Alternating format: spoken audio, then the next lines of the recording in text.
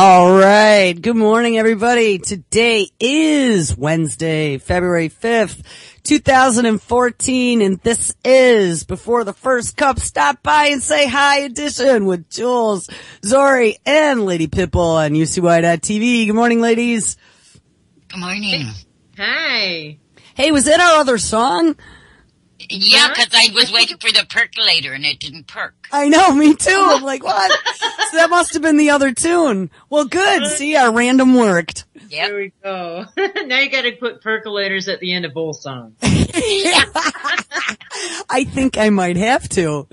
Or one that doesn't sound like something other than a percolator. Right. Well, the more I hear it, the more it sounds like a percolator now. Yeah. Yeah. I don't know. Now that we know what it is. You and the other 6 people who listen.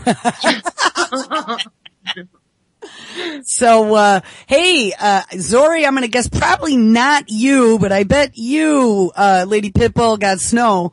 Yep, we certainly did. It's about 6-7 inches here and it's continuing to snow and wow, how about you? You were supposed to get it whacked, weren't you? Yeah, it looks like there's a good 4 or 5 already. It started early hours of this morning, according to the weatherman, and it's supposed to snow through like 8 o'clock tonight.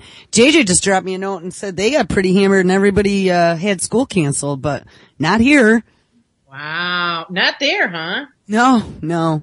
It's not blizzarding or anything, and school's just around the corner, but still. Yeah. It would have made a good snow day. That's right. Well, maybe they'll cut it down to half a day. Maybe. So what about you, Zori? Is it like 80 degrees and sunny? No, it's 25 here actually. It really dropped last night. And yesterday it was just freezing. So I don't know. Oh, wow. But it's supposed to be 57 today, so we'll see. Well, so that's not too bad. Yeah, it's regular winter except for no rain. Right. No moisture whatsoever. None. And we are being... Pardon? Zori, what's normal like at night there? What's the normal low there usually at this time of year? Usually it's like, 35, 40. Oh, okay. Normal, but now it's like 25, 20. We never got below freezing here before on a regular basis like we are now. So, wow. And then it'll go from 25 to 80 on some days. That is really a bad swing. I mean, what's up with that, huh? I know. Yeah, and that's been happening in all kinds of different parts of the country, too. I mean, Dane's even talked about that 40, 50, 60-degree swings in like a 24 or 48-hour period. I mean, I have friends that live in different places that it's been doing that, too. It's really nuts. That's crazy. Wow, Josh just messaged me to say that he woke up to a foot plus and it is still falling. So Josh and I'm assuming Prepper Chick, since they're in the same locale in the Midwest, they're both probably buried pretty well, huh? Wow. That's crazy. Yeah. Stay safe. You know, and I think there were 3 storms this week headed through. So they had the one that hit, and it didn't look like it was too bad right after the Super Bowl cleared out. And now this one, and then there's another one coming at the end of the week shooting across the same general area. So lots of fun. Yeah, Harp's busy. Yeah, I know. HARP that quote unquote shut down except for the experiments that, DARPA had to finish. Yeah, exactly. Yeah. I mean, when I saw that, and there was all kinds of stuff going on in the internet and all of the YouTube dweebs that think they got a handle on all this. I don't know if you remember that. They're like, oh, it's not shut down. Look, even though it says it's shut down. I'm like, okay, any of you people who read any story like that and read it verbatim for what it means haven't been paying attention. That's right. If you read something that says that, we're shutting it down, but DARPA's finishing their experiments, wink, wink. I mean, come on, guys. You haven't been listening to this show. Plus, it's the Air Force. They don't give out information about what's going on in there at all, So how could anyone know if they're down or they're up? Yeah. Air Force? Where we talk? I mean, yeah, the Air Force is running it now from what they say. They took over it. I don't remember that. It was a science group that was running it, and DARPA took it over, is what I remember the article saying. Oh, DARPA. Oh, okay. I thought it was the Air Force took over it, but it makes more sense for DARPA. Yeah, it was DARPA. They were finishing their experiments. And that was out of the Alaska Dispatch, too. Yeah, DARPA's about 1,000,000 times worse than the Air Force. Right. You know, I have friends that live in Anchorage, and they never heard of HARP before I talked to them. That's strange for me. Well, I'm going to tell you, Wendy, you said that the DARPA's way worse than the Air Force. They actually have all kinds of dotted lines between them, because here's case in point. The space shuttle, X-37B, little baby that used to go into the belly of the space shuttle, that was supposed to be for delivering supplies to the International Space Station with space shuttle trips. But Barry decided, well, it's too expensive to fix, and you know what, the U.S., we don't need to be leaders in space anymore. We're just going to give it to all the rich guys that are out there doing this for commercial purposes and for all the foreign countries that we don't get along with, like, I don't know, China and Russia. Yeah. And Branson with his, working on his Playboy space mansion with, good old Hef, they're like, let them take care of the space program. So then they slipped to that little X-37B as they're running the last, space shuttle or two up to one of the museums to be packed in mothballs forever. Right. They handed that X-37B over to the Air Force, and it went on a secret mission. And that was in the very beginning where people started to see correlations between all these big earthquakes. That HARP meter, which is now offline, by the way, but it used to be live in real time on my Earth and Sky tools. You could actually see when it was powered up and powered down. They had the graphs out there. But there were correlations between some of the big earthquakes, and I remember somebody looking, and guys, this is all postulation, but I'm telling you, I was paying attention when this all happened, and I had to say it was pretty damn interesting. We had the large Haiti quake, then we had the Japanese quake, then didn't we have a big quake in Chile? Yeah. Yeah, and it was right as this X-37B was on its quote unquote, per the Air Force, a secret mission.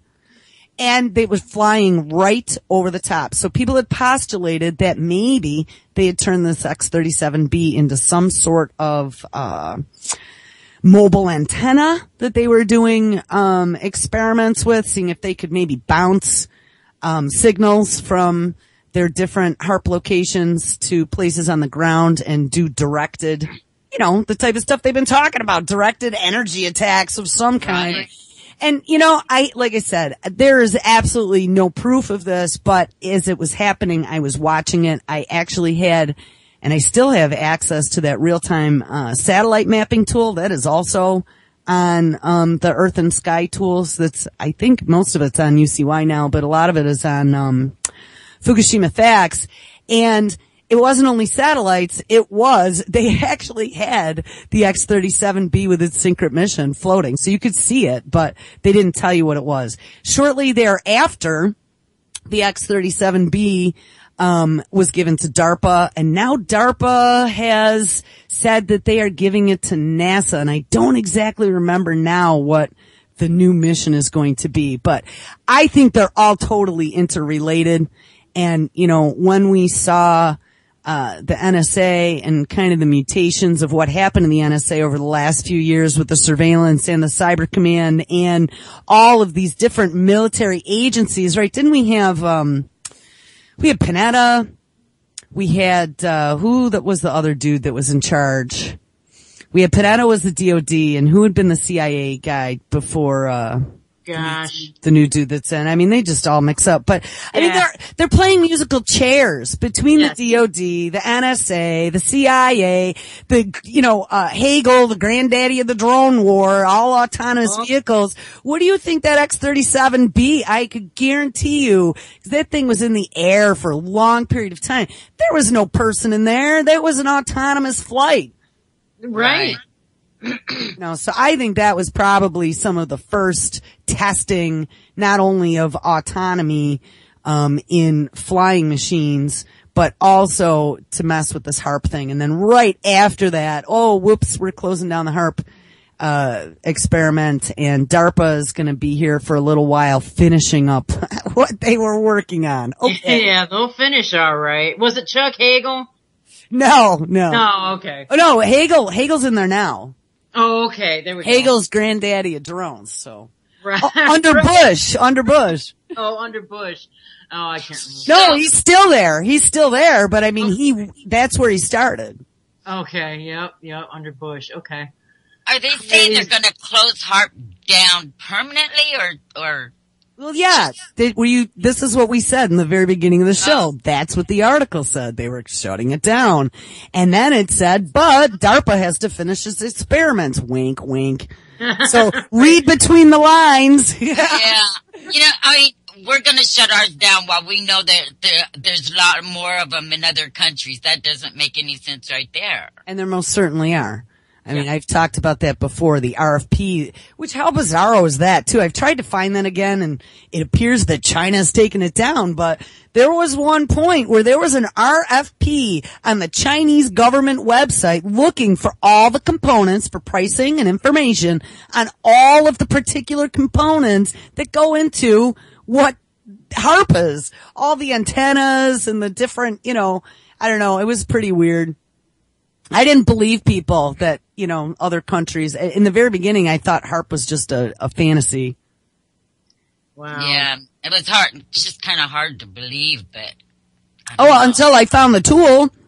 I mean, they had all the data online. They showed it was a chart. It was a graph. So you could see, I don't even know what the magnitude was in the graph, but it was a wave form that showed amplitude, and any time that it was off, and it actually had color coding too for the different wavelengths. And I'm not, again, I'm not a scientist, but I know enough, and I've taken enough physics and engineering to understand basic waveforms and powering up and powering down.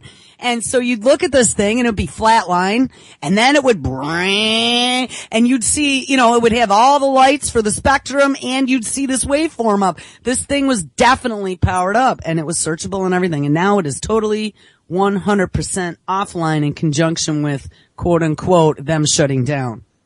Interesting. It's just like everything else. It's like the atmospheric, we had that, there was the atmospheric fallout simulation that they were running out of one of the Norwegian countries that has been shut down. There was the real-time EPA data with like real count per minute data that was easy to interpret. That is gone. It's now done in I think I've talked about this before for the EPA RAD data. It's all done in like wavelengths. So there's a site out there that seems to be doing some sort of decoding, but I don't know who these people are, so I don't really trust that site. But everybody now seems to be pointing to them going, oh, look. I don't know. Different story. We're not going to go there. But we had lots and lots of tools at our disposal in the very beginning before March 11th, 2011 that slowly but surely have been shut down, turned off. Poop. We also had the magnetosphere, simulator that was being run out of Japan. And I think I mentioned that recently, that I saw something that they might be bringing that back up.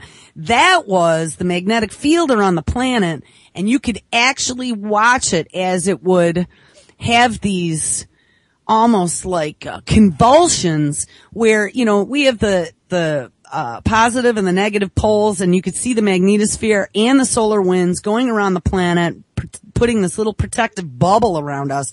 And it seemed that right before any time we had a massive earthquake, you could literally see the magnetic fields twist and turn into these crazy spirals around the planet, and then we'd have this big earthquake. And it was, people were pointing to that going, what is causing the magnetic field to get all flipped out like that, Crazy. And now we don't have access to that tool either, so. Of course not. Anyway, I don't know. Lots and lots of conjecture, but like I said, things that I've watched closely real time. It's not me just listening to someone saying that they saw it. I saw the stuff myself, and I have to say it was weird. Lots and lots of odd stuff that happened, and now the tools are gone. Wow. You know, because then you can't point to it anymore and go, wow, look how weird that is. Exactly. Yeah. They don't want people to track that stuff. Mm-hmm. So you can get all that information. Well, you used to be able to get all that information on FukuShimaFacts.com, right? On my Live Earth and Sky Tools, yeah. There you go. Cool. It's, I mean, a lot of the info, there are other tools that I have out there, but, not some of my favorites that were out there before. It's a great site, and you can also get through it to ucy.tv, right? Yes! Did you see that? I put a little banner on the homepage. Yeah, that's totally awesome. And I got our instant, show rippings up there now. Yay! Now that they're happening regularly, and it doesn't require me to sit here for 10 hours to rip them. Thank goodness. Yeah, that makes me happy. Now I just have to go in and do show descriptions for everybody for every show, but. Oh my gosh. I'm kind of lax on that. I think I'm going to set you guys all up as content providers, and you can go put your own descriptions in. There you go. I'd say that would be a solid thing to do for everybody. So, I had some stuff I was looking at last night, but I guess I'll open the floor up to you guys, because then I'm probably going to go on a rant about what's going on in Sochi. I've seen some really disturbing stuff. Oh yeah? That one that you sent me last night about the Supreme Court thing, that's something if you could touch on that.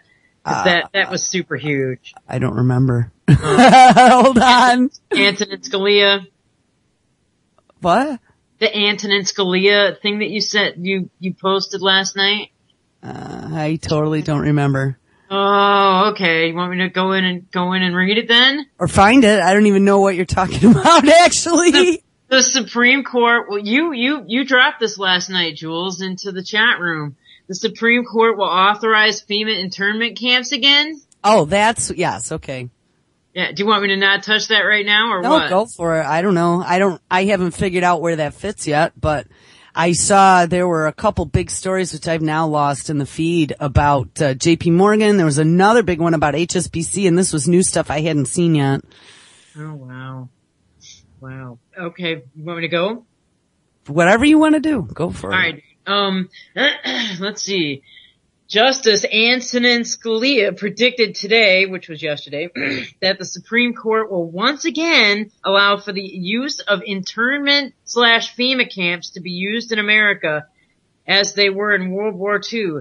During World War II, Japanese Americans were labeled enemies, and many thousands were placed in what we refer to today as FEMA camps. Yeah, you know whose parents were in one of those? No, who? Michio Kaku's mom and dad. Who's that? Michio Kaku? Yeah, I don't know. Mr. Physicist? I love Michio. Oh, me too. Yeah, he's out of, the city of New York University. I'm getting that echo again. He's of Japanese descent, and his parents were interred during, and I don't know exactly when that was. Was that World War II? I'm imagining when they rounded up all of the Japanese in this country and put them into internment camps. Yeah, his parents were in there, and the feds came to him. I actually saw a biography with him, probably about a year ago now, but he had talked. I was pretty surprised that, they had asked him about that, but he said that the government had approached him. He was a brilliant physicist in even, high school, and they financed his college education and tried to get him to come work for DARPA, and he refused. Wow. Good for him. Yeah, good for him. But people still call him a shill. I mean, he might be. I've heard him say a few shilly things, but I gotta tell you, just listening to him, he's one of those scientists, and there are a few of them out there that can talk super high level, technical, scientific stuff, but he just puts it in such a way that you totally get it. So anyone like that gets my thumbs up, because you know, that's a hard thing to do. That's a really hard thing to do, is to bring complex concepts down to where the majority of the people can understand it. Yeah, that's the reason I like him so well, because I'm not that high up there in science and stuff, and everything he tells me makes sense. Mm-hmm. I think he's awesome. I'll have to check it out. I'm sorry. Go ahead. Continue. I just wanted to mention that because we did know. I knew of someone who had family that were in some of the original internment camps. Well, that's a big deal. I mean, here this guy, Antonin Scalia, he's a justice Supreme Court. He says stuff like, you are kidding yourself if you think the same thing will not happen again. Scalia told the University of Hawaii Law School while discussing Korematsu versus United States, the ruling in which the court gave its imprimatur to the internment camps. The local Associated Press report quotes Scalia as using a Latin phrase that means, quote, in times of war, the laws fall silent, unquote, to explain why the court erred in that decision and will do so again. So let me get this straight, people. This guy is quoting some freaking Latin phrase that he's going to base his decision on, whether or not to allow internment camps to be on this soil again. So hey, listen. The Constitution, like he needs to be following, he's following some freaking Latin phrase. Listen, I'm looking at his Wikipedia entry right now. Check this out. He was appointed by Ronald Reagan. Scalia has been described as the intellectual anchor of the court's conservative wing. And wait, it gets even better. I just lost it, but where did it go? He is a strong defender of the powers of the executive branch, believing presidential powers should be paramount in many areas. Oh my God. There's nothing conservative about that. Well, it's conservative if you are stomping for the executive branch. Yeah, it's conservative if you're a slave master. Well, yeah, it's conservative because you're tamping down on all the troublemakers. Hey, we have somebody calling, which really? Honestly, I don't recognize the number, but hey, let's see who it is. It might be a wrong number. Hello? Hi, this is Rivka calling in. Oh, hi, Rivka. Hey, Rivka. How are you? Remember meeting Rivka, Jules? We went to her house. I remember. How are you? Hey! I'm good. Are you getting snowed in? I am. So I'm listening to you guys. Awesome. Call that stuff what it is. They're not internment camps. They're concentration camps. And, people need to wake up and to the cold, bitter truth of what it is and be prepared.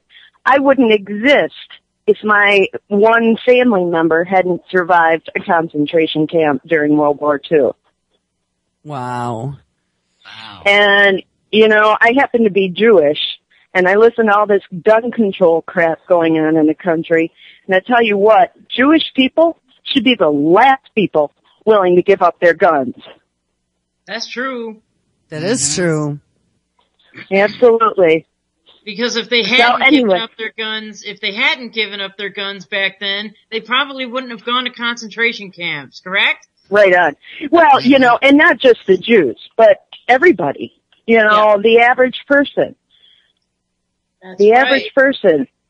There were a lot of people back then who watched their neighbors start disappearing and felt utterly helpless.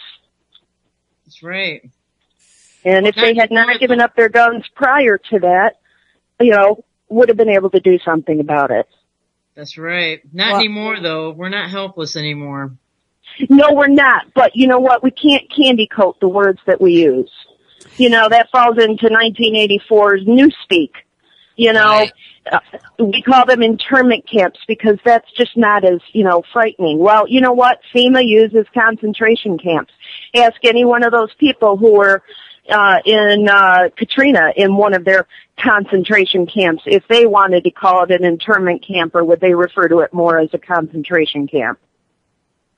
Yeah, that's right. So, anyway, I just wanted to share my 2 cents with you. Oh, that's Thank you. awesome. All right, I'll talk to you guys later. Thanks, All right, Rivka. thanks, Rivka. Bye. Bye-bye. Yeah, she's absolutely right. And I guess here's one of the things that I find disturbing is that it's not like people are standing around going, well, we have right to bear arms without anything behind it. I mean, the Constitution itself reads that it is for the people to protect themselves against tyranny, correct? That's right. Right. It doesn't say for hunting. Exactly. That's right. You can only use them for hunting and they can't have a pistol grip or shoot more than 7 bullets at a time. Right. The Constitution and the Bill of Rights were put into place to keep us safe from a tyrannical government.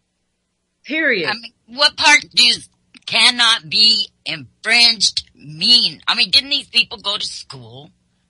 I mean, that sentence alone says, leave it alone. Of course they went to school. That's how they're getting around it. It's semantics, right? Yeah. They're trying to what Rivka said, 1984, Newspeak. I mean, that's kind of what they're doing. We talked a little bit about this yesterday with, maybe I put it into chat and didn't say it out loud, but, Barry talking about the Constitution, and this might have been even a few days ago, being outdated. And then shortly thereafter, Google came out with their new Create a Constitution tool. Do you remember that? No. Oh, yeah. There's Create a Constitution online somewhere now. And I was like, oh, Google, that is just too transparent. That's heinously treasonous. I would think so. Let's get all these kids out there creating constitutions now like it's a fun thing to do or whatever. Well, my first letter to the editor was all about since when did constitutionalist become a bad, dirty word? People who believe in the Constitution are nuts or they're, crazy or whatever. When did that take place? That's right. Because they painted them as right-winger crazies. That's why. Yeah. Right? I mean, if you're a constitutionalist, then according to all the DHS documents that have come out over the last year and a half, let's see, you're probably a prepper. Yep. You probably have guns. Yep. You probably have a bunker somewhere. You're probably a right-winged radical religious freak. You know what I mean? Right. They tried to paint all of these generalizations on believing in America. They tried to make it a bad thing. And I mean, we've now seen this progress all the way through with the Putin takedown of America, making Barry look bad, amplifying everything, making Putin look good. And one of the things I want to do today is to, give you guys some insight, just this whole Olympic thing. Gotta tell you, these Chechnyan quote unquote rebels, that they've been threatening are going to blow everybody up. There were some very disturbing clips, where the reporters actually went in and interviewed some of the Chechnyan quote unquote rebels in there. And I have to tell you how freaking sad it is. These are old school type Ukrainian, old world Polish, like your grandparents, great grandparents would have lived. You know what I mean? Like living in little shanties, half dressed kids, with nothing really of any means whatsoever. And now they have Gestapo showing up at their door 3 times a day. And it's very disturbing. They're all on house arrest right now. They cannot leave their town. I don't know. To me, the communists never left. No, it is a very sad thing. They have to stay there until after the Olympics. Oh my gosh. Hiding these people. They're exterminating all of the dogs, right? We talked about that, the stray dogs. Dogs and the cats, yep. Oh, it's really sickening. It's very sickening. After we listened yesterday to this is the most expensive Olympics ever, and it was all funded with corruption. Billions, I believe. We'd have to go back and look, but I think it was some massive number. Maybe it was just hundreds of thousands of millions, but it was a huge dollar amount that, I don't know, you got starving people. I mean, they look like they were pretty low on the totem pole, but you're calling them the bad ones? Hey, guess what happens here in the United States in the inner city when there's mass poverty? That's right. You know? Yep. I don't know. It's very upsetting. Yeah. What was it? They were spending, $3 million a mile on the roadway, and they built the whole Olympic thing on a swamp by the seaside. Mm-hmm.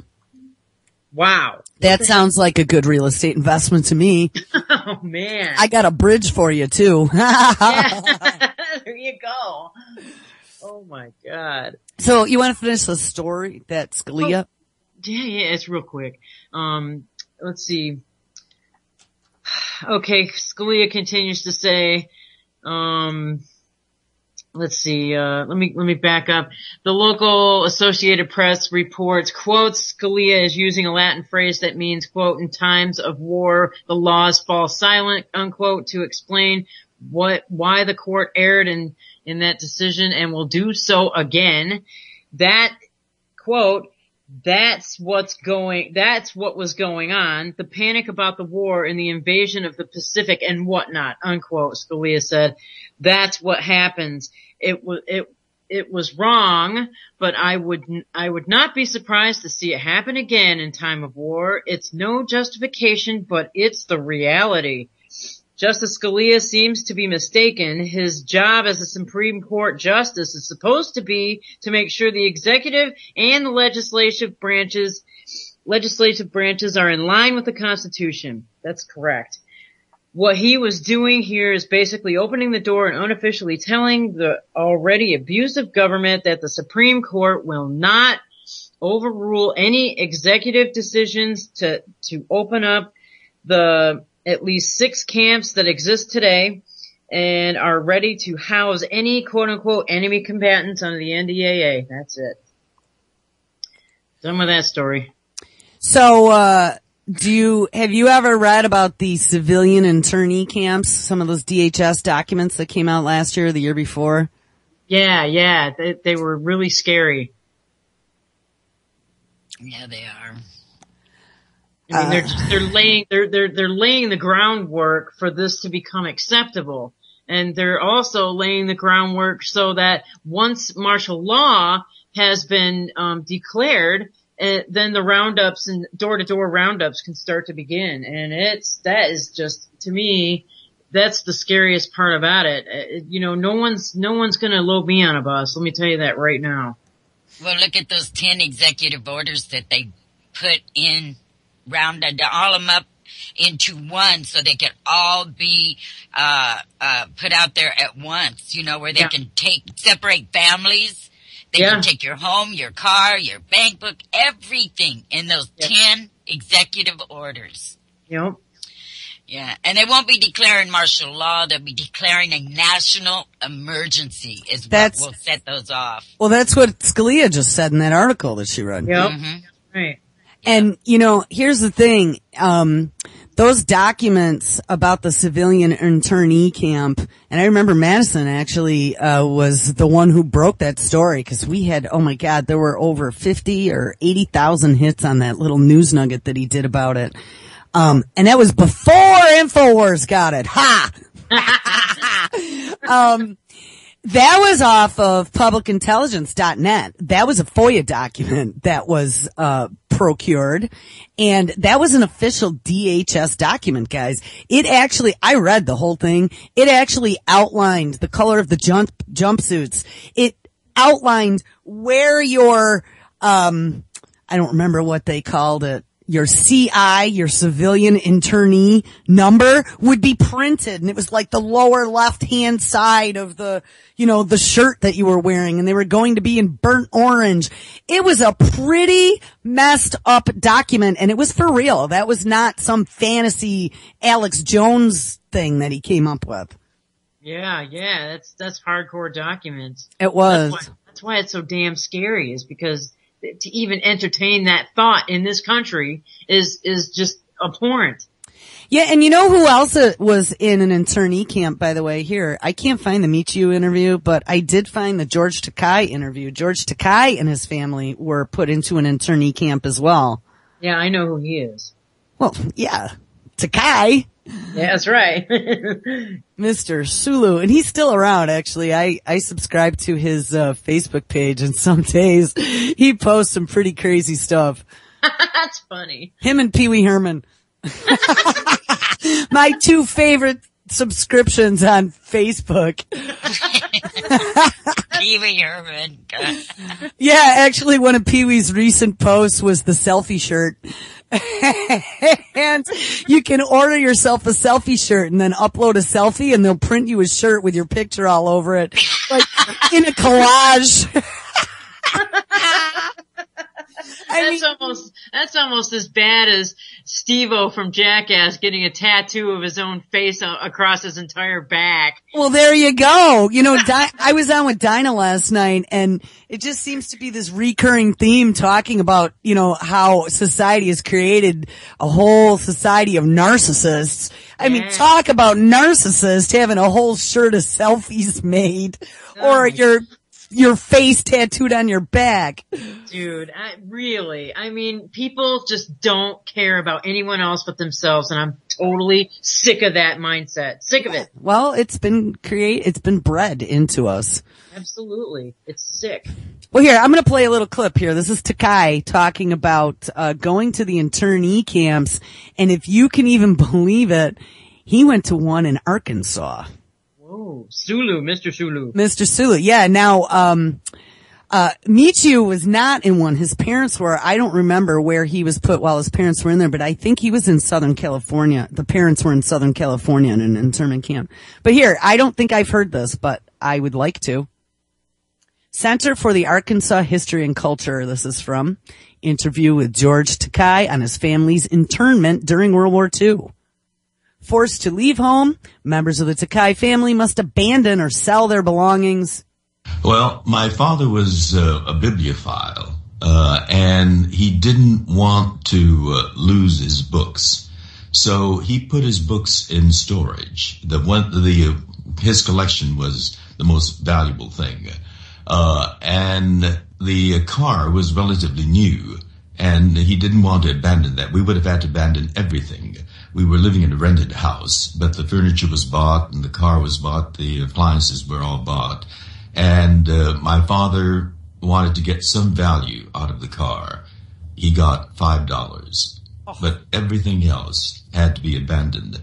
And the vultures were out there on the street waiting for us to be taken away so that they can come and loot our homes. There were some families where they were so angry when they saw the looters, the vultures out there, that they took their furniture to the backyard and burnt them rather than leaving them.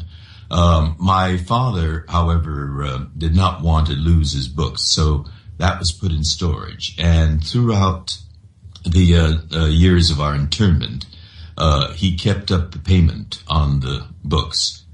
When he came back to claim them, they were non-existent. And they claimed they were accepting the checks, but they claimed not to know anything about it, and my father had no recourse. So they lost everything. Arriving at the Rohau Relocation Center. Hold on one second. It snuck away from me. Here. Arriving at the Rower Relocation Center in Arkansas, Takei's first impression as a child. He was 5 years old. We got to get a view of the area. They were all black tar paper barracks. The mess hall was in the center, and the barracks were lined up beside the mess hall. And beyond the mess hall, beyond the barracks was a barbed wire fence, and beyond that was a dense, lush, swampy woods. And there were sounds coming from the woods. It was very exotic, cawing sounds and screeching sounds. And I remember my father telling us about jungles and some of the creatures that lived in the jungles. But there was a kid there who told us that there were dinosaurs living out there in the swamps, and that those were dinosaur sounds. And so that's when I first found out about these prehistoric beasts living out there. But and they sounded scary. But the kid told me that we didn't have to worry because the barbed wire fence would keep them out. We were safe. Wow. Wow. Overhearing a tough decision. I woke up and saw my parents hovered over a kerosene lamp at the other end of our room, and they were talking in whispers. And usually they were asleep by this time. And my father's voice was very serious and urgent. And my mother was sitting straight upright. And I knew something was happening that made her her spine straighten up. And in the light from the kerosene lamp, I saw two shiny streams down her cheek. But she wasn't looking like she was crying. She was sitting very erect. And then she spoke. And when she spoke, there was determination in her voice, but when she breathed in, it was a sniffle. But what I deduced from that later is that was when they were talking about the loyalty questionnaire. And everyone over the age of 17 at the internment camps had to answer a loyalty questionnaire. Question 27 asked, will you bear arms to defend the United States of America? This being asked of people who were stripped of their freedom and all their basic rights and incarcerated behind these barbed wire fence. 28, I'm paraphrasing, but this is the essence of it, and it was just one sentence. It asked, will you swear your loyalty to the United States of America and forswear your loyalty to the Emperor of Japan? The really offensive word in that question is the word forswear, because it assumes that there is an existing loyalty to the Emperor. And particularly for an American citizen, someone who's never been to Japan, for the government to assume that you have an inborn, innate loyalty to the Emperor just because of your Japanese ethnicity, was truly offensive. Takai's parents answered no to both questions. They were considered disloyal to the United States, and we had to leave Roller, Arkansas, and be transferred to what they call a high-security segregation center for disloyals, and that was a camp called Tule Lake in Northern California. Oh, I bet you that's where Michiu's parents went. This clip is part of 35 hours of recently digitized interview footage. Whoa. Yeah. So what do you think of that? That kind of gave me chills, actually. Yeah, I want to man. cry. American citizens. Everybody better take note. Yeah, definitely. Absolutely, Zori. I mean, the fact that Scalia is still a sitting member of the Supreme Court, and he mentioned that, and it's not like this hasn't happened. I mean, he brought that to the forefront. This has most certainly happened before. And, Scalia said that it could happen again. He's going to vote to make it happen again. Pretty much is what he was saying. Especially now that they, consider most citizens that speak out as terrorists against this country. You say anything and you're a terrorist. You do anything almost and you're a terrorist. Yeah, So, we're That Listen- means us too. Listen to this. So here, I'm on publicintelligence.net and I just did a quick search for internment, and there's all kinds of documents out there that came out right around the same time in 2012. This one is called Restricted U.S. Army Internment and Resettlement Operations Manual, but here's one thing that caught my eye that was pretty disturbing. Now I have to scroll down. Detainee processing technique 4-33. Upon capture, soldiers must process detainees using the quote, search, silence, segregate, speed, safeguard, and tag, the 5 S's and T's technique.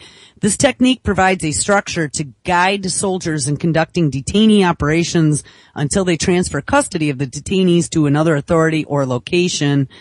The complete 5 S and T technique are as follows. 1. Search. Neutralize a detainee and confiscate weapons, personal items, and items of potential intelligence and or evidentiary value. 2. Silence. Prevent detainees from communicating with one another or making audible clamor such as chatting, singing, or praying. Silence uncooperative detainees by muffling them with a soft, clean cloth tied around their mouths and fastened at the back of their heads. Do not use duct tape or other adhesives. Place a cloth or either objects inside the mouth or apply physical pressure to silence the detainees. Number 3, segregate. Segregate detainees according to policy and standard operating procedure. The ability to segregate detainees may be limited by the availability of manpower and resources. At a minimum, try to segregate detainees by their grade, gender, age, keeping adults from juveniles and small children with mothers, and security risk. Military police personnel can provide additional guidance and support in determining the appropriate segregation criteria. Number 4, speed. Quickly move the detainees from the continuing risks associated with other combatants or sympathizers who may still be in the area of capture. If there are more detainees than the soldiers can control, call for additional support, search the detainees, and hold them in place until reinforcements arrive. Number 5, safeguard.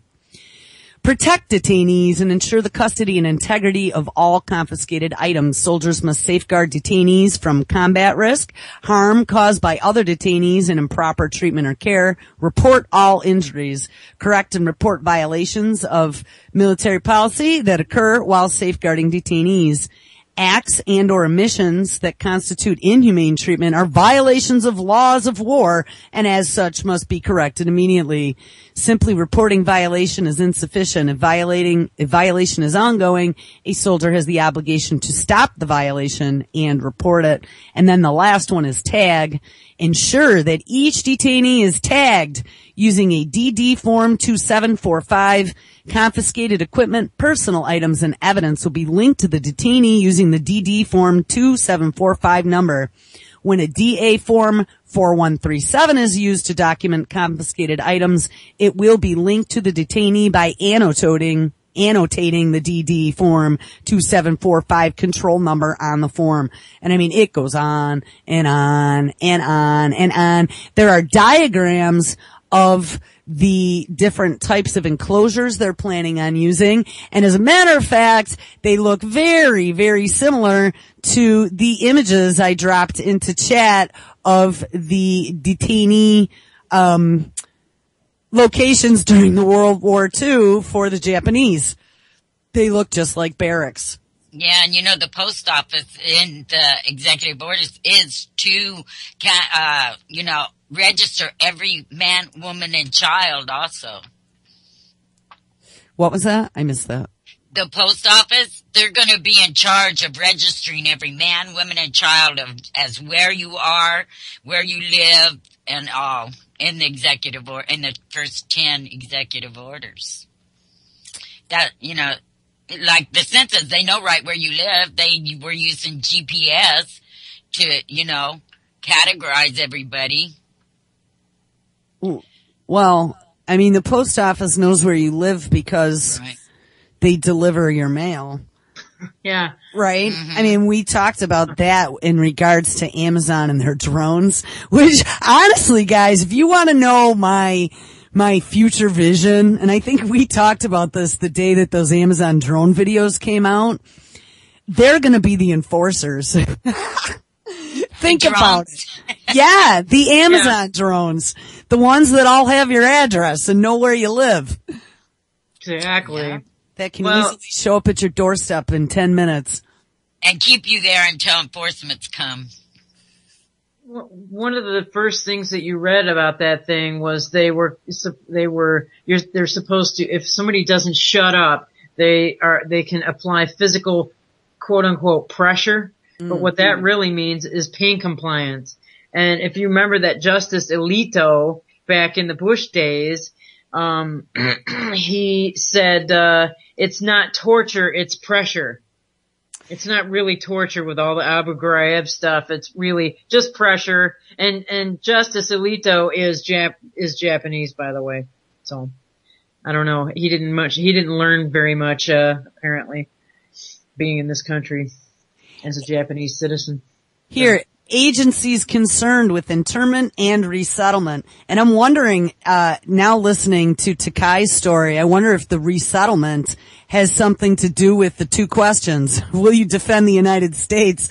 And do you have any type of allegiance to the emperor? Which, in those days, his parents both answered no, so they went to another location. Yeah. And that's actually what the document had said about separating out, the different groups. So for anyone who's quote unquote radicalized, you're going to be put in a different place. That's right. That's us. Yeah, well, it says here, agencies concerned with internment and resettlement, I-40, external involvement in internment and resettlement missions is a fact of life for military police organizations. Some government and government-sponsored entities that may be involved in internment and resettlement missions include international agencies, the UN, International Committee of the Red Cross, International Organization of Migration, U.S. agencies, local U.S. embassies, so that would be in another country, the Department of Homeland Security, the U.S. Immigration and Customs Enforcement, or ICE, and the Federal Emergency Management Agency. What do you think of them apples? That's pretty messed up. That covers them everywhere. It does. It does. They're not going to be, because they have these things in print, we're not going to be able to have like some kind of a Nuremberg trials for them in the future. I mean, that they're covering their asses.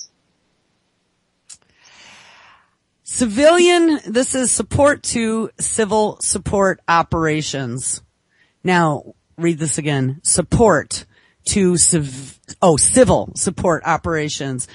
2-39. Civil support is the DoD support to U.S. civil authorities for domestic emergencies and for designated law enforcement and other activities.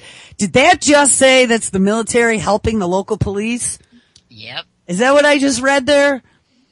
Yeah. I'm going to read it again. Civil support is the DoD support to the U.S. civil authorities for domestic emergencies and for designated law enforcement and other activities. Civil support includes operations that address the consequences of natural or man-made disasters, accidents, terrorist attacks, and incidents in the U.S. and its territories. Wow. Guys, this is us. This 100% is referring to internment operations in the United States as well as abroad. That's right. Now, they also have a psychological operations officer. Oh, They call him the PSYOP officer. Oh, my God. Yeah, I gotta love that. Yeah. Wow, this is pretty crazy. The PSYOP officer in charge of supporting internment and resettlement operations serves as a special staff officer responsible for PSYOP. The PSYOP officer advises the military police commander on the psychological impact of military police actions to prevent misunderstandings and disturbances by detainees. The supporting Internment and Resettlement PSYOP team has two missions that reduce the need to divert military police assets to maintain security at the internment and resettlement facility. The team, 1, assists the military police force in controlling the detainees, and 2, introduces the detainees to the U.S. and multinational policies. The PSYOP team also supports the military police custodial mission in the internment and resettlement facility. The team, 1, develops PSYOP products that are designed to pacify or acclimate the detainees to accept the U.S. internment resettlement facility authority and regulations. 2, gains the cooperation of detainees to reduce the number of guards needed. 3, identifies malcontents, trained agitators, and political leaders within the facility who may try to organize resistance or create disturbances. 4, develops and executes indoctrination programs to reduce or remove antagonistic attitudes. 5, identifies, and this is in bold letters, political activists. 6, provides loudspeaker support such as administrative announcements and facility instructions when necessary. 7, helps the military police commander control detainee populations during emergencies. And 8, plans and executes a PSYOP program that produces an understanding and an appreciation of U.S. policies and actions.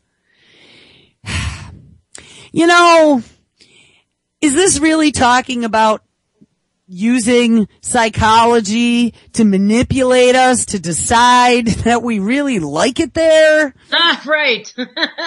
They'll convince us somehow. That's crazy. That's disturbing beyond belief, guys. I don't even know what to say to that. That's so, I don't know, man. What in the hell is,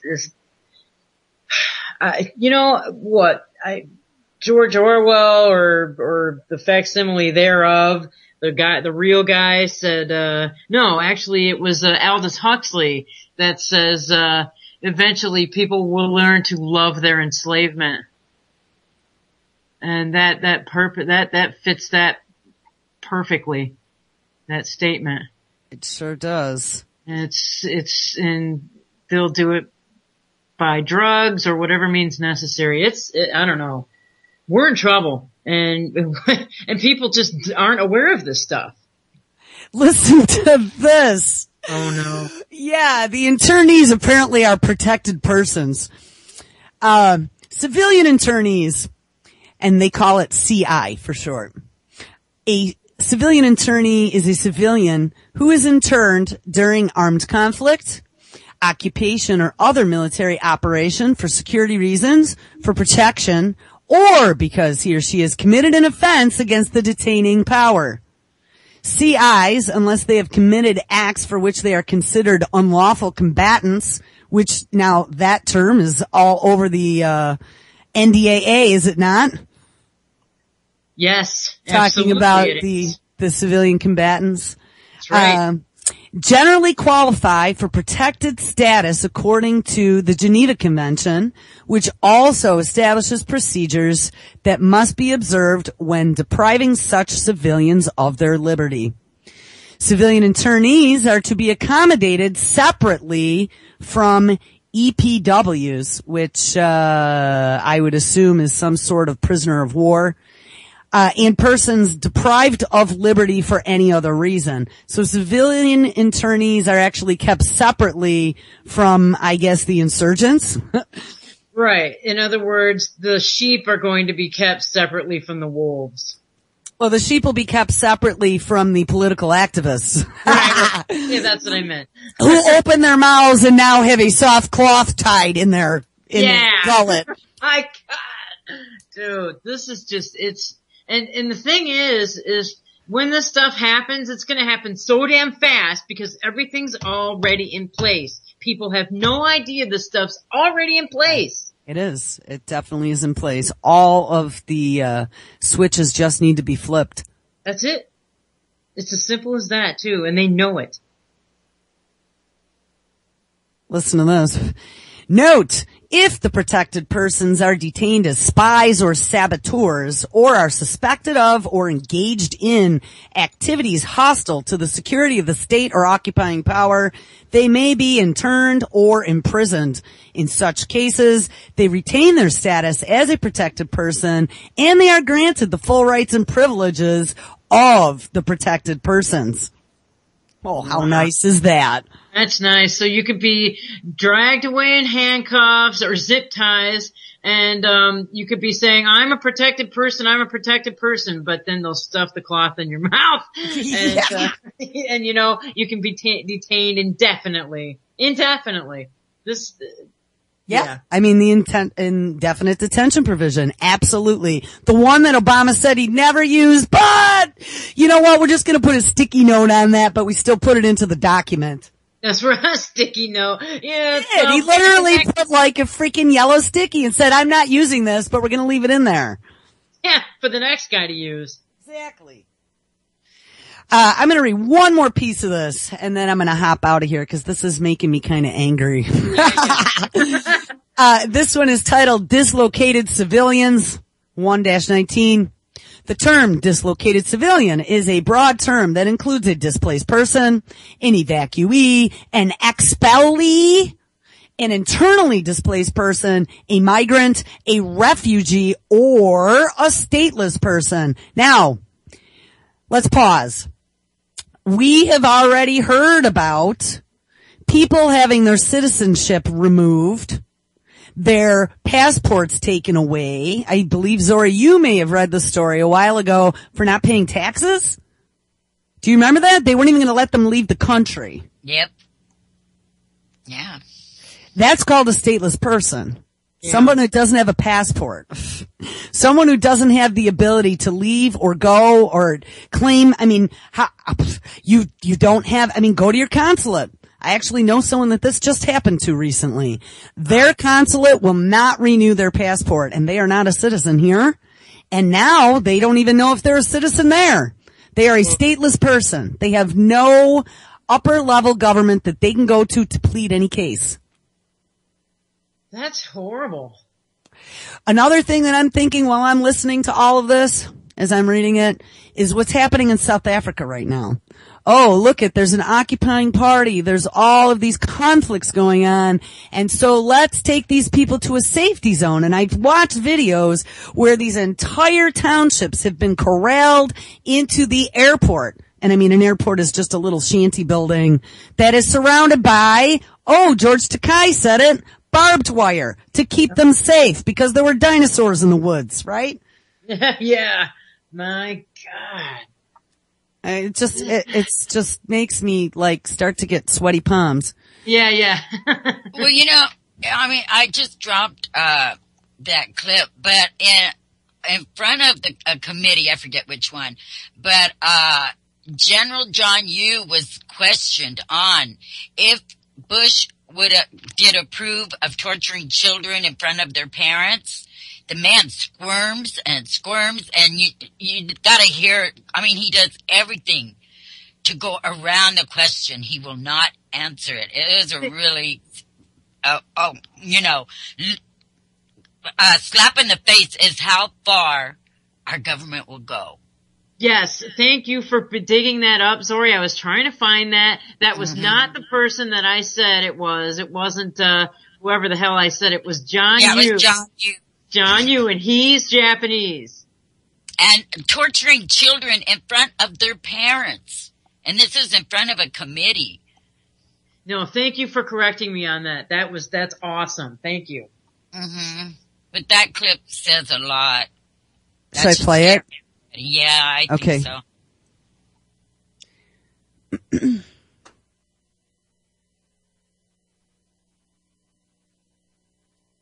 Maybe.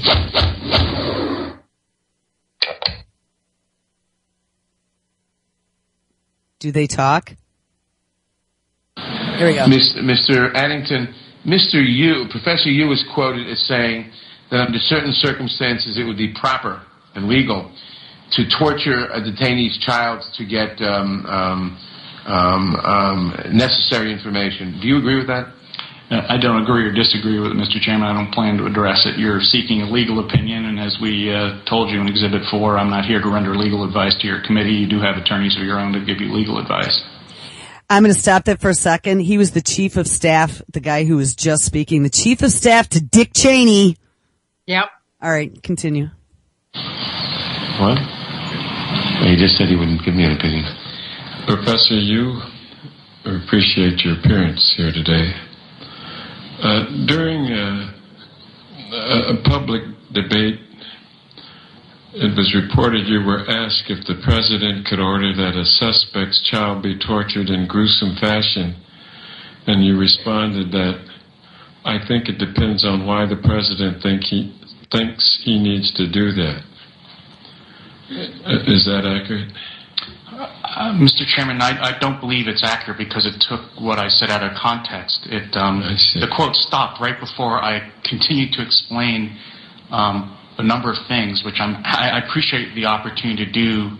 But so far, what I read was accurate, but there was more. It stops like mid-sentence. So I didn't get to finish. I mean, I finished the sentence during the debate, but I didn't get a chance to. Thank you.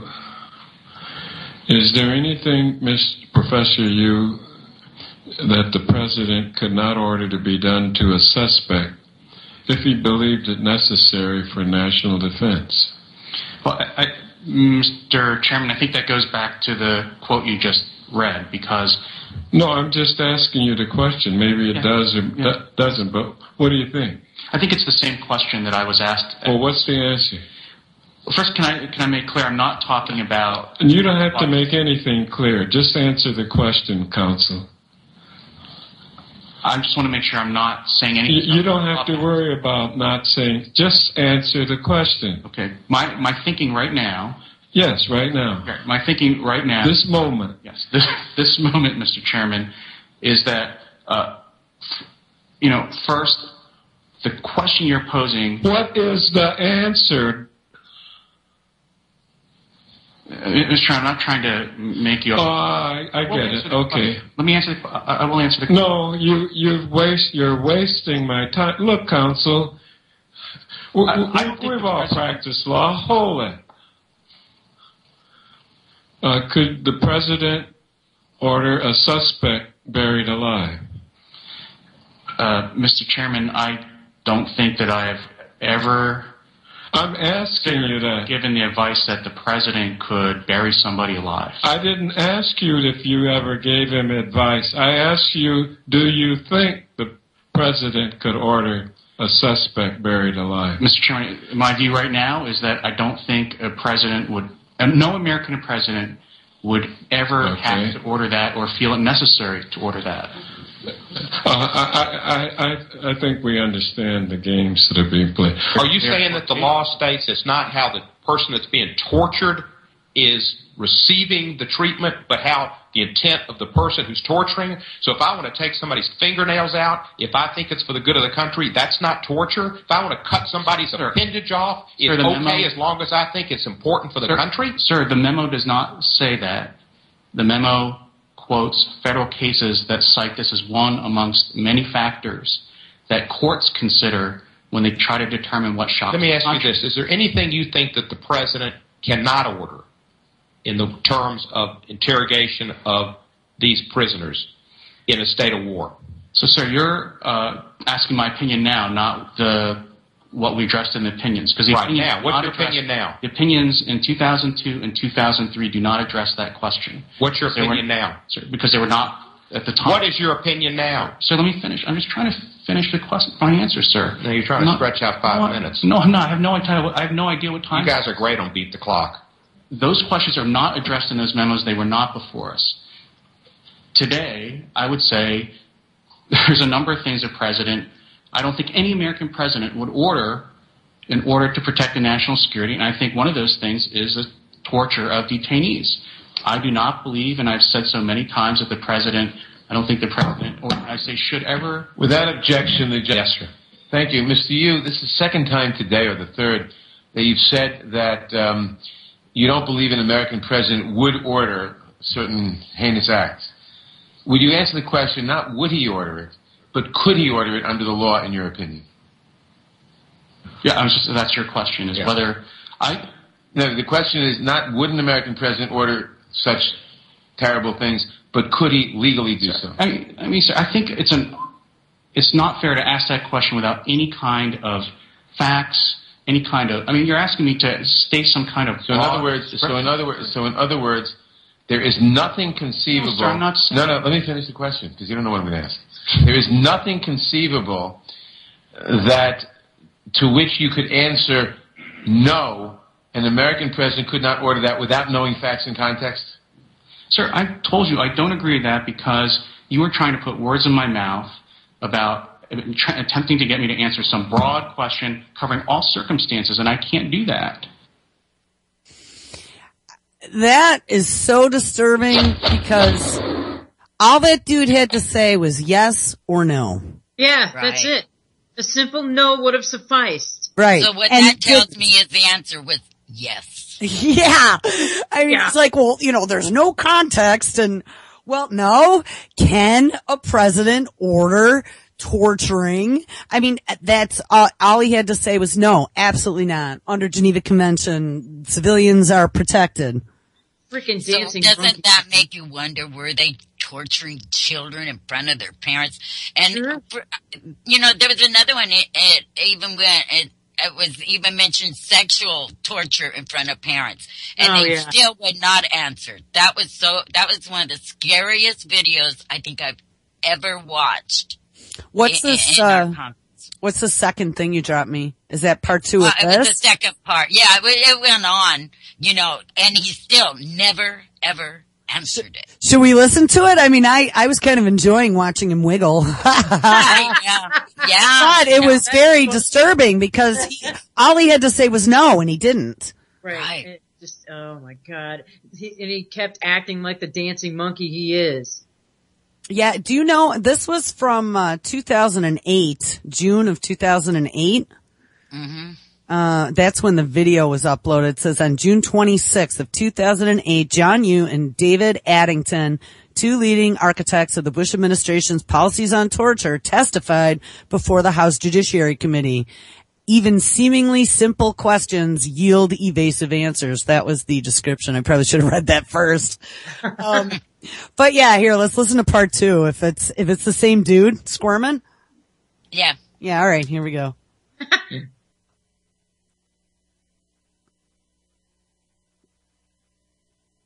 Is there anything you think that the president cannot order in the terms of interrogation of these prisoners in a state of war? So, sir, you're asking my opinion now, not what we addressed in the opinions. Because Right now, what's your opinion now? The opinions in 2002 and 2003 do not address that question. What's your opinion now? Sir, because they were not at the time. What is your opinion now? So let me finish. I'm just trying to finish the question, my answer, sir. Now you're trying to stretch out 5 minutes. No, I'm not. I have no idea what time. You guys are great on Beat the Clock. I don't play basketball, but I watch it. That was a game show. Maybe it was BYT. I guess it was before my time, sir. That's it, BYT. So, sir, so to answer the question. So, those questions are not addressed in those memos. They were not before us. Today, I would say there's a number of things the president, I don't think any American president would order in order to protect the national security. And I think one of those things is the torture of detainees. I do not believe, and I've said so many times, that the president, I don't think the president, or I say should ever. Without objection, the gentleman is granted 1 additional minute. Would the gentleman yield for a second? Yes, sir. Thank you. Mr. Yu, this is the second time today, or the third, that you've said that you don't believe an American president would order certain heinous acts. Would you answer the question, not would he order it, but could he order it under the law, in your opinion? And no, that's your question. Yeah. The question is to you. I'm not Edgar Bergen. That was a question.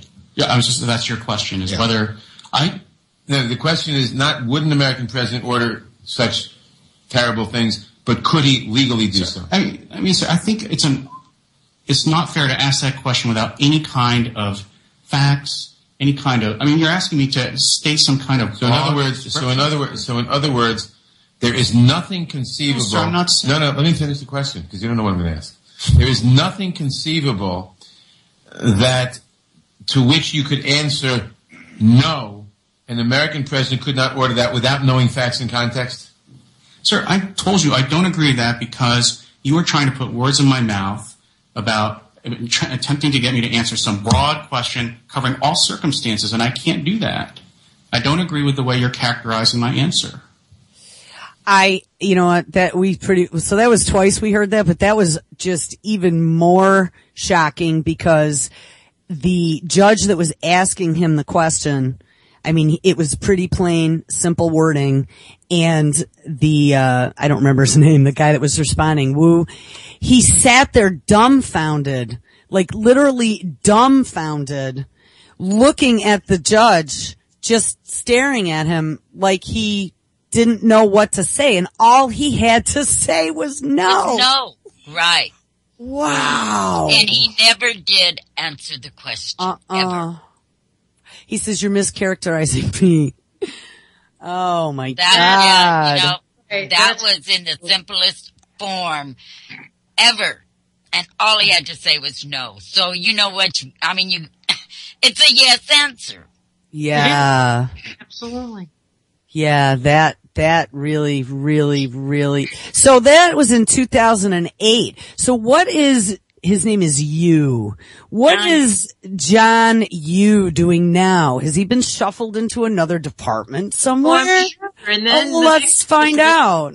Oh yeah, the next presidency, I'm sure they'll roll him out into a position of power. You know it. Hey, it says Berkeley Law, University of California, Berkeley. Isn't Department of Homeland Security woman there? Napolitano is the head of that whole university system now. Oh, so they can you kiss kissy face in bed with Manet and you. Oh, this is sick, people. Oh, listen to this. This is even better. No. UC Berkeley law professor John Yu banned from Russia. What? This was last April. Check it out. Oh, this would be a great segue into all of our Russia stuff. All right. Woo, we got there. All right. Russia has banned UC Berkeley professor of law John Yu from entering the country for his connection to the alleged torture of Guantanamo Bay prisoners, according to an announcement on Saturday. Yu was among 18 Americans banned by the Eastern European nation, apparently in response to the United States ban, oh yeah, I remember this, the 18 Russian officials for alleged human rights violations. Russia's list included Yu, who was a Department of Justice official under former President G.W. Bush, and is notorious for his issuance of a 2003 memo that allowed the use of contentious questioning tactics on Guantanamo Bay prisoners.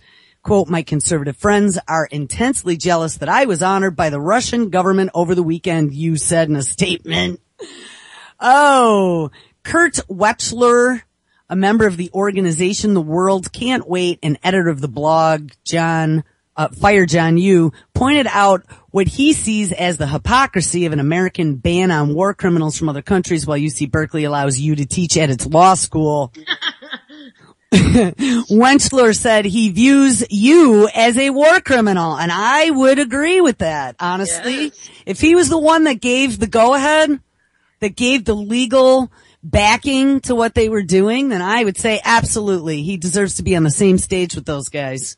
Yeah, I agree. I wonder if Bush is considered a war criminal there, because in a lot of countries he is. He can't go to him or Cheney, either one, can go to a lot of countries without being arrested on war crimes. That's right. I got the story. We can click on it after about the 18 they banned. So anyway, I think that it should be extended to any other country on earth, Wechsler said of the Russians' ban on Yu. He shouldn't be allowed anywhere, and he should be brought up to trial and given a fair trial. Knowing what we know, he should be removed from the faculty. Well, they were all given amnesty by Bush. Pretty much. I mean, did he give them a blanket? Yep. Yeah. He sure did. Blanket amnesty, yeah. At the end, saying that torture was okay? I don't remember that part. He gave amnesty to himself, Cheney, Wu, Rumsfeld, a lot of them. But these people are considered war criminals in most of the countries of the world. How can you give yourself amnesty? Good question. That's what they do all the time. I mean, that's what you just read, like the last hour with the FEMA camp documents you were reading. That's giving themselves amnesty right there. Well, yeah, I guess in some respect, it's pretty much writing themselves all the rules is what it is. That's how they do it. They write the rules. It's true. Go for it. No, I went. It's page not found, so hold on. We're gonna find it. Bing! Here we go. Russia bans 18 Americans from the country. Let's get the list. So he is a law professor at UC Berkeley, which we also found out is like the hotbed for the DOD. Mm-hmm. That's right. And now we have Manit Napolitano in charge of the entire university system. Oh my God. I mean, something is wrong here, people. Hello. Woo. You also have DARPA, all the big DARPA research going on down there. You got Silicon Valley. You got all your big telecom and your tech firms. Yup. Coming right out of there. You got the Google barge. The Google barge. Don't forget about that. Yeah, they're making a move it actually. There's a clip if you guys want to like break from hardcore stuff for a second. Sure. You also have the NSA data center next door in, Utah. Yep. You got all the nuclear testing down in the Southwest between Nevada, Utah, and New Mexico. You got, what's the big nuke lab in New Mexico there? Right where I was at Santa Fe. Oh. Not Los Alamos, cause that's the big one in California. Can't remember. Well, anyway, you guys know where I'm meaning. It's northern New Mexico at the border of Colorado. And then, of course, Colorado is like the second national capital, Denver. Yeah. That's where all the bunkers are. That's where all the computers are. That's where all the generals are. Way underground. And next door in Kansas, that's where all the underground missiles are. Yeah. Up and in Idaho, Montana. I mean, you got all kinds, it makes a lot of sense. It does. We need to watch our backs here because it's going down soon. Well, I can't find that video right now. Oh, darn. I derailed myself because I was reading an article and then I started searching for a video. Alright, here. Sanctions against 18 Russians, and here's the Russian announcement. Maybe. No, it just goes to a general story. So, hey, can somebody find me the 18 Americans banned from Russia? Banned from Russia. Because John Woo, I'm sure, is just the tip of the iceberg. Oh, absolutely. This is like picking at a scab. Come on. There's gotta be some nasty infection in there somewhere. Absolutely. This is the fun stuff though. It is. So here we go. We got Putin not wanting like tortured criminals or gays in his country. Yeah, true. He's been very adamant about, well, no, for the Olympics, he's being kind of soft. He says, just don't get near our kids. Yeah. Because that changes the rules. Wow, stuff just does not want to load on this. It's like, they don't want me to see who the 18 are that have been banned. Really? I mean, this is like try number 3 or 4 now. Oh, wait. Russia retaliates against U.S., bans American officials. All right, so it goes through the U.S. banning the Russians. Yeah, and I thought there was like some was that child porn, human rights? Yeah, human rights, Sergei Magnitsky, which I know nothing about him. Here we go. Russia aimed its list at a much higher level than the American Magnitsky list, which includes mid-level tax, police, jail, and court officials. On the Russians list are David Addington, who was Vice President Dick Cheney's chief of staff, John Woo, Assistant Attorney General in the Office of Legal Counsel of the Justice Department from 2001 to 2003, and the author of the memos backing torture of suspects. Jed Rakoff, a U.S. District Judge for the Southern District of New York. We should find out where he is now. A U.S. District Judge, and Preet Bharara, the U.S. Attorney for the Southern District of New York. What? 2 freaking New York judges? Wow. As well as lower officials and 2 former Guantanamo commanders. Wow. Jed Rakoff and Preet. Here, I'm going to drop these into chat. And Preet Bharara. Wow. You gotta wonder what these people did. I don't know. So did the New York judges sign off on? They must have. They absolutely must have. That's good that they included those judges, though, if indeed that's what they did. Well, I don't know. Somebody search them. I don't know what they did. I don't want to say things that aren't true. Yeah. But why are they banned on the list with other Cheney torture people along with Guantanamo, right? They must have been involved somehow, you would imagine. Wow. That's right. Yikes. This All is right. scary. It is pretty scary, guys. And so this article that came out yesterday, I dropped it into chat earlier, the one that you read that actually kicked off this whole discussion. Yeah. Supreme Court will authorize FEMA internment camps again. And the short of that story was Antonin Scalia, Associate Justice of the Supreme Court, made a rather staggering remark today. He stated that the Supreme Court will someday allow internment camps to open again.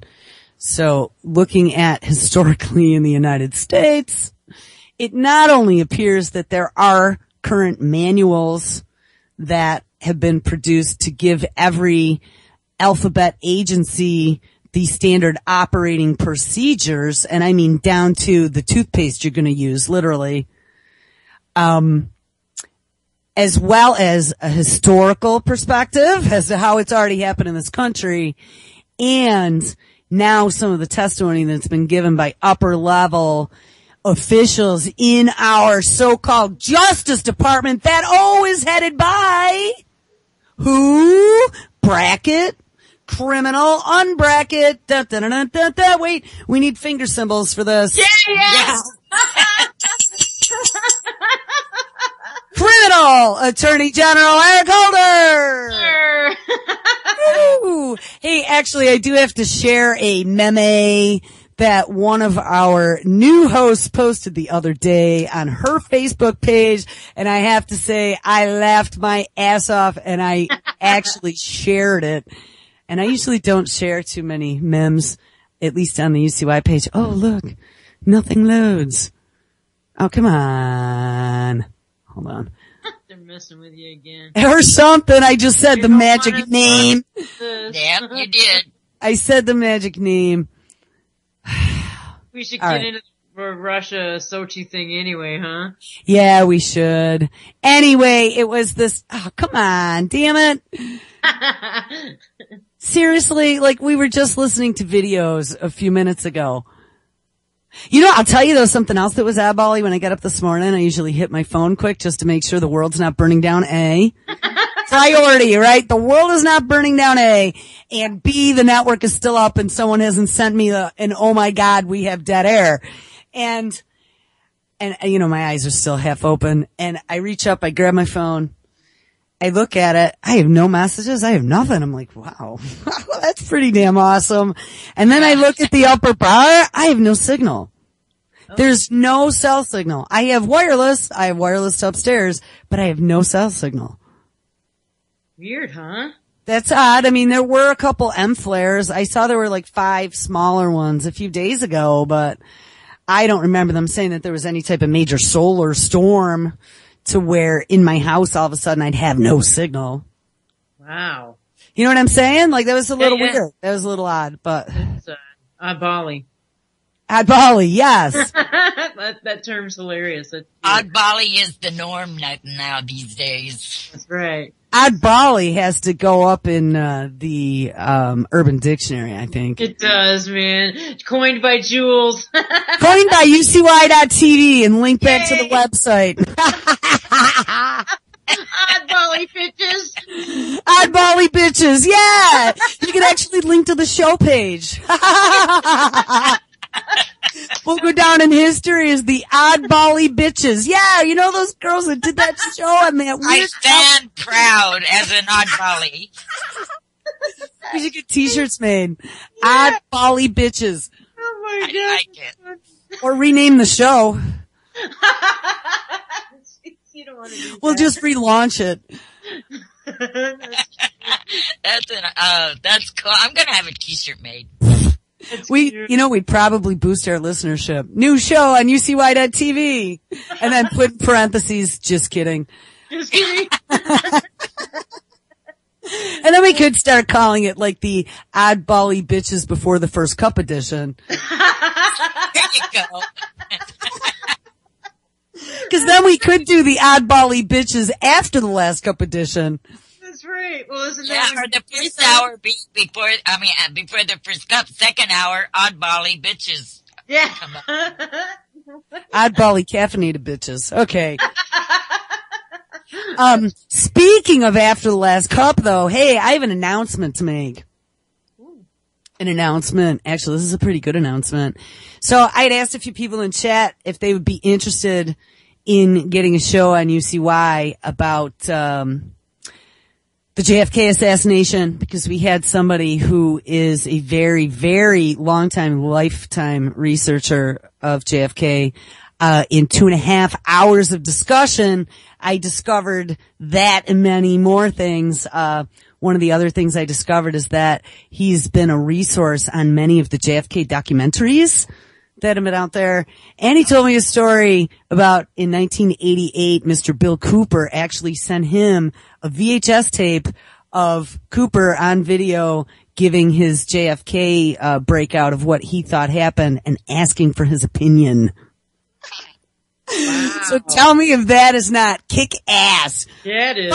But not only has the whole JFK thing, I mean, that's just kind of been his passion since he was young and he heard of the story and then started looking into it and going, that doesn't seem right? The VHS of Cooper he had some new footage and he said it was brand new footage, but it happened to be very grainy footage of the driver of the limo holding the gun. Does anyone know anything about that? Yes, you can clearly. Yeah, I heard about and it. asked his opinion, and he said absolutely not. That absolutely was not a good video. He said that absolutely. He's seen it. It is absolutely not good video. But here's the other thing. He also has heard the interviews. You guys will find this interesting if anyone knows my history. With Judith Very Baker. And though her story is very compelling, which many of us old timers have all heard those, there are apparently big holes in her story. And as a matter of fact, we got into many, many conversations that took us all over the place, but one happened to be like, I had an outburst of an epiphany and I'm like, I'll tell you what, all the dots connect back to the Bush family. Mm-hmm. Going back at least to Grandpappy. Oh yeah. And Operation Paperclip and the Nazis. And I'm telling you, for those of you who point and laugh at Mae Brussels, that day that we heard the episode of the story that my dad's told me my whole life was like all these light bulbs went off. I started seeing all the connections. And when you start tying in like IBM and the numbering system and now the universal ID and the cashless society and Paperclip and Von Braun and the space race and DARPA and NASA, it's all tied together, guys. It's all tied together. This crazy science, Disney, our children, the child porn ring. I'm telling you guys, it's all the chemtrails, the nanotech, the manipulation of the banking system with Harriman Trust, the Wall Street, the bailout, the connections to the government. It is all connected. Absolutely. You have to connect the dots, and that's what you're trying to do here, Jules. Yeah. And you're doing Well, you an have to awesome learn job. You know, you cannot connect dots without learning the history. It is Yeah. about the history. So anyway, listen guys, his name is Chuck Ocelli. He is a walking history book. That's all I can say. The guy was amazing. 2.5 hours and we just blabbed and blabbed and blabbed. I learned so much. I was like, dude, our listeners would love you. So I gave him 8 to 10 p.m. Eastern Saturday night. So I gave him the first hour of After Last Cup to take as his second hour. And he will be the lead-in to After Last Cup. I said, most certainly, if you feel like continuing talking, just slide on over and you can do a couple more hours. So, starting on February 15th, I'm working on bumpers and getting stuff all pre-programmed now. So starting February 15th, he's going live. Wow. That's awesome. So that'll be called the Ocelli effect, is Dude, what he's decided. that's awesome. Yeah. He was in 9/11. He was on the other side of the border in New Jersey, but he saw it up close and personal, guys. Wow. So lots of perspective, and he's gonna have open phones. So this might Nice. be like, I mean, this is like the conspiracy theorist dream. Yeah, it is. is somebody with his knowledge. Honestly, I mean, I am just so happy that he contacted us. So keep an ear out because that's going to be fun, I think. Also, I got to get with George, the psychiatrist. I'm going to message him after the show today. So that should be fun. And don't forget, Mr. JJ Ng. Yes! Part of the new lineup. So I'm pretty pumped, to tell you the truth. Yeah, that's awesome. This is like going to be like the best radio network ever. Well, let's get us a wiki entry. Or hey, Urban Dictionary, like I said. That's awesome. The oddbally bitches. You know, another one that's really into the JFK is Ventura. He studied that intensely. I've heard him talk on it, and I mean, he brings out a lot of good things too. Yep. Wrote a book recently about it as well. Right. 63, something. But yeah, it's a good book. I've read part of it. All right, so here we're gonna make full circle before we reach the end, but I'm gonna do it anyway. Here's a meme, whatever it's called, that I thought was pretty funny, and it goes back to the beginning of the show. Maybe if we all email the Constitution to each other, the NSA will finally read it. Look at that. You know, that would be pretty fucking funny. Sorry, excuse my language, but if we all set like a global event, like at 1 p.m. on the 4th of July, we all go, and email the Constitution. Boy, wouldn't that send a message? That'd be Oh, sweet. yeah. What an awesome idea. Why not? And send it all in text. So they're scanners, scrapers, pick up all the keywords. Yeah. Right. That would drive them insane. It would Oh, my God. It would make that whole place in Utah just start smoking. Do Twitter bombs. Oh, it's so great. Well, do you guys remember when that was organized, something similar to that, where they had taken an email and someone had crafted a very innocent email but used like every single buzzword on the NSA, buzz list, and they had a coordinated time and everyone tweeted it everywhere, and I guess it was to overload the NSA scanners, but Sure. For that, yeah. that would be pretty good. So I don't know, someone make a mental note of that and remind me. Let's get that organized. Right on. I agree. I'll write it work down on right it now. today. All right. Hey, did somebody get the names of those 2 New York judges too? Oh, no. I threw them into chat, but they might be on my clipboard still. I don't know if I want to get to Russia now. The one Because- other. Oh, go ahead. Is it because you got so much on Russia that the time's running out? No, it's because I feel much better now after a depressed beginning, and this is going to take us right back into like poverty level sadness. Let's see. Today's Wednesday, and the Olympics start on Friday, correct? Yes. Right. Did you see what they're having a shortage of too? It made the news. They're having a shortage of pillows in the hotels for the Olympics. I just seen that. No, I didn't. But what I was saying is, maybe we save that to tomorrow because it's still not outdated, right? Because it doesn't start until Friday. Right. Right. There were already some kidnapping threats, I guess, against, I don't remember which country it was. One of the countries, Olympians. Here's one other thing, actually. Let's touch on this. This is an RT story. And this kind of ties into some of the other stuff that we talk about, which is police brutality and wrongful convictions and people who spend life in prison and then find out that they're innocent. RT story, record number of Americans exonerated in 2013. A record number of Americans were set free in 2013 after being wrongfully convicted of a crime, according to new data from the National Registry of Exonerations. Gee, go figure. After how many, at least thousands of stories and videos and articles and citizen journalism have we seen of people being beaten and jailed and unlawfully detained, abused for doing nothing wrong. Right. For filming. According to a report, 87 people were exonerated in the United States last year, and 40 of those were freed, were related to murder convictions.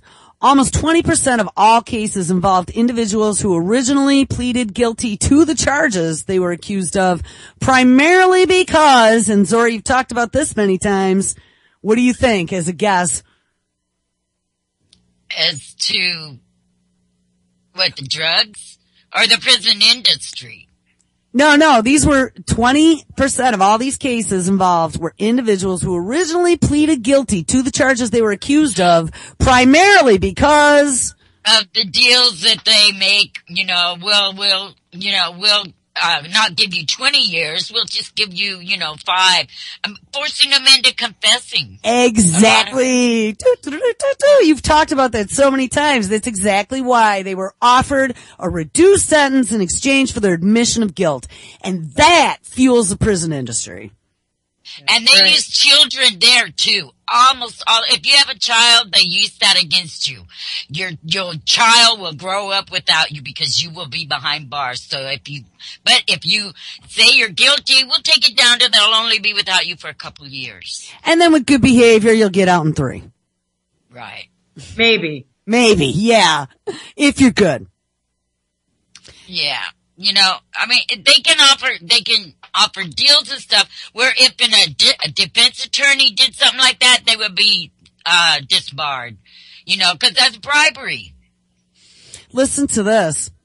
As The Guardian noted, nearly a third of the people exonerated were involved in cases where it was later revealed that a crime was never committed in the first place.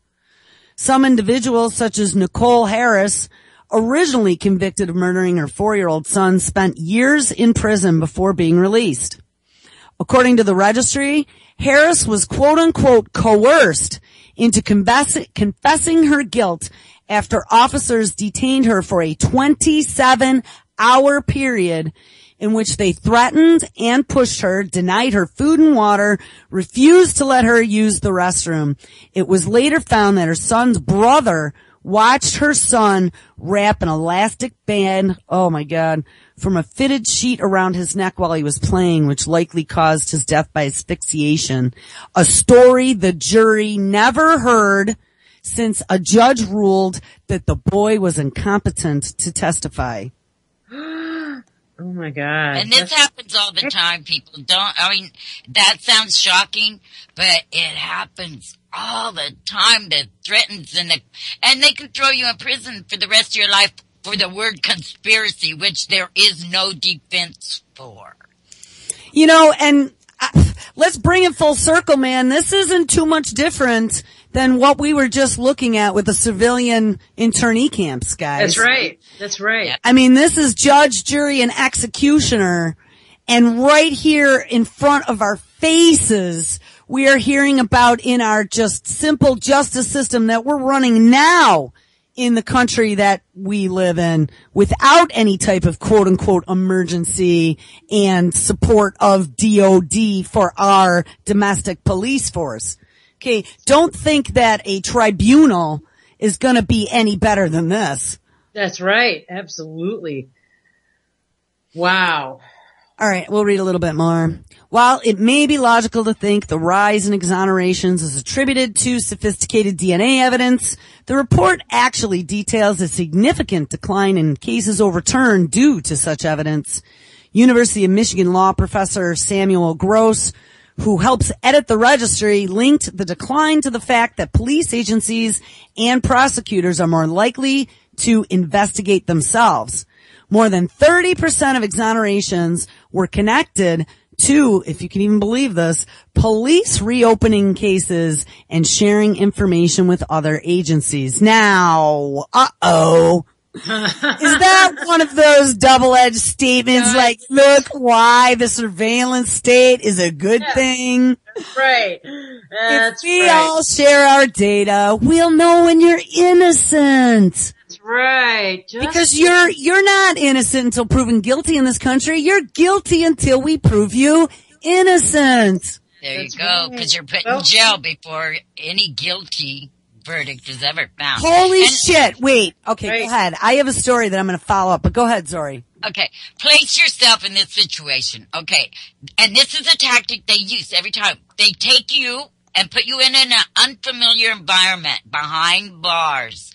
And they keep you there for hours and they drill you with questions and they offer you all these things and they say things that terrify you. You're behind bars while all this is going on. Now, I don't care who you are. That's going to scare you, you know, and scare you into saying almost anything. Yes. Yeah.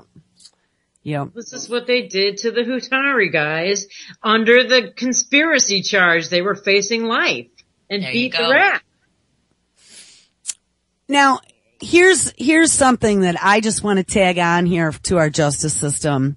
We heard about Sister Megan Rice, and that poor woman is being held without bail, okay? She's 84 years old now as of last Friday, I believe. Here is a story that even takes this beyond absurdity. This woman is 81. That's right. Lives in Florida. Did you see this one, Wendy? No. She was arrested for feeding black bears. Yes, I did see that. Now, but just hold on, because the story seems pretty, you know, I'm like, all right, but listen at the end of this, my mouth was open and I don't even know what to say to this, but I'm going to let it play and then someone tell me if they catch it.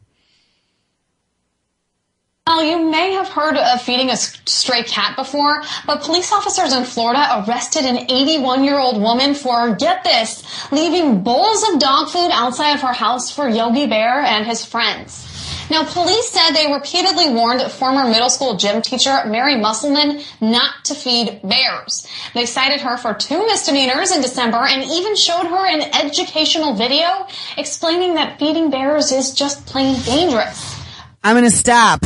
Was that just out of like one of the bullets out of the civilian internee re-education? They showed her a video. They showed her a video to teach her why it's bad to feed bears. Okay, so they're from the PSYOP team, apparently. Yeah. Yeah, okay. All right. They must have one of those patches on their arms. It's got a skull. Yeah. Yeah. Pointing to the brain. Okay, so all right, here's the rest of the story. But the elderly woman kept leaving 17 to 18 bowls of food, claiming that the bears would starve if she didn't feed them. Musselman was arrested last Wednesday and is also being charged with resisting arrest. Jail time will certainly be no picnic for the 81-year-old. She's being held without bond until her court hearing in March. Now, no word on whether the bears were angry about being fed dog food rather than jars of honey. So she ends it with a joke, but there were 2 extremely disturbing things I heard at the end of that clip. I know one of them. What is it? Held without bond? Yeah! Until March. What? Until March. This video is from like 2 days ago. Oh my God. February 3rd. So yeah, 2 days ago. Held without bond until March. And usually only murderers or rapists, you know, and sometimes they can even get out on bail. But no, guys, bail. Listen. The lady, okay, there was a lady here last week that dismembered her own son. Okay, I know, I saw that. And she strewn the body parts in various garbage bags along this dirt road. I saw that. She got a $250,000 bond. Are you kidding me? I am not kidding. Now tell me our justice system isn't turned upside down and full of corruption. And I mean, here's the other thing out of here that was disturbing to begin with. Hold on. Charged with resisting arrest. She was charged with resisting arrest. What? And 81, and wait, even before that, she was arrested for feeding bears. Oh my God. Did that ever happen on Yogi Bear? Remember that? Boo boo boo boo. Was the picnic a basket? Yeah. Did they then come in with their SWAT teams and freaking slap cuffs on Granny and beat her with a baton and take her off to jail for 3 months? So she's not charged with feeding bears, but she's charged with resisting arrest. And 2 misdemeanors of feeding bears. Yeah. That are just misdemeanors. Okay, I've never heard of bail for a misdemeanor. I don't know. This really, I mean, that kind of is like the cherry on top, isn't it, guys? Absolutely scary. And I mean, the fact that she's saying, oh, the bears are going to go hungry. Obviously, she's a lonely old lady who is a little bit delusional with her love of the animals. But you know what? I was like that at one point when I was childless and alone. I mean, my mother's like that sometimes with her cats. That's just what happens. And you know what? I think that it's a beautiful thing when you can at least appreciate and love something, you know? And so let her love her bears. But did you hear too? It sounded like she was reading from a police report where she had filled 17 to 18 bowls with dog food, like 17 to 18 bowls. Okay, pick one. Right. Almost 20 bowls. It could have been for the raccoons and the bears happened to come along. There you go. Or maybe she had stray dogs. There you go, too. Yeah, this is insane. People, start paying attention to your local arrest reports and see just if it's going on in your town and you not knowing about it. You know, going on everywhere. Here's a show that I would like to have someone who knows something about it do a show about, and that would be something that I heard Dinah was going to do part 2 of her show last week, and she couldn't get the caller on, but that is jury nullification. Does anyone know anything about that? Because I know I don't, but it probably would be a good topic to get some information on and understand how it works. I would say that you're right. Yeah. And it is within everybody's judicial jury powers to, they can override the judge. And they absolutely have more power in that courtroom than the actual judge does, and people aren't aware of this. Although judges have been found to go against the jury to those. Sure, they coerce and they do all kinds of unconstitutional things on that bench. And you don't even have to have a law degree necessarily to be a judge. Just know that too. Oh, well, I thought you did now. It used to be you didn't, but I think you do now. You have to have a law degree. Because I remember we had a judge, Shorty Smith, and he had to step down when they made it a law that you had to have a law degree. Well, not in New York State. No, maybe it's just by state, but this happened in 1974 is when he had to step down. Oh no, I know a judge, and he does not have a law degree, and he's a judge in 2 towns, so. Oh, then well, yeah, most laws are by state, so yeah, in California they do. But yeah. You know, I wonder if she deleted that mem. It was something like, it was a billboard, and the billboard said, If you know of illegal guns, you can call anonymously and report them for a reward. And then there was a 311 number, and I don't know what city it was, but it was a photograph of an actual billboard. And then it had a 1960s drawing, like off of the front of one of those, how to be a lady textbooks, with a girl on the phone, actually maybe 1950s, 40s even, a girl on the phone, and then someone had written in, "Hello, I would like to report President Barack Obama and criminal Attorney General Eric Holder for selling illegal guns to the Mexican drug cartel."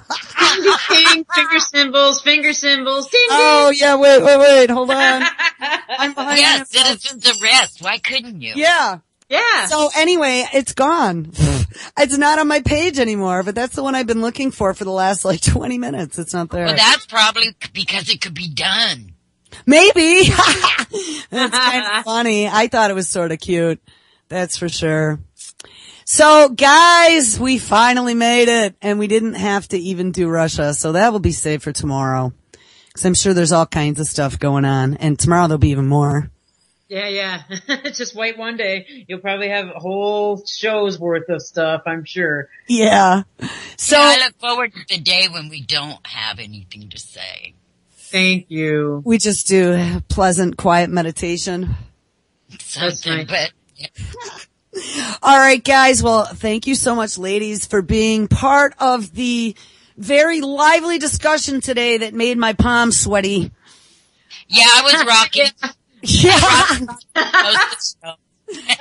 Oh, yeah. Maybe some DARPA coming up soon. Stick around, everybody. Mr. JJ Inc. is up next with Against the Wall Revisited. Against the Wall, more cleavage edition. Following that is Mr. John Stokes at 1 p.m. Eastern, followed by Mr. Jack Blood at 3 p.m. Eastern, both simulcasting from the Micro Effect. At 6 p.m., Josh is on with Anti-Tyranny News. We have Dana Martin, Try This at Home. If anybody heard her first show on UCY last week, you'll know it was extremely interesting. Dinah has some really great very first person insight into unschooling. So that's at 8. Boiler Room Radio, Mr. Jimmy Funky and Lance at 9 p.m. Eastern, and the Anti-Media Radio with Nick and DB at 11. So everybody stick around. We got a full plate. You got between 5 and 6 to go eat. Mr. Bill Cooper's on then. So all right, guys, everybody have a great Wednesday, and we will catch up with you tomorrow.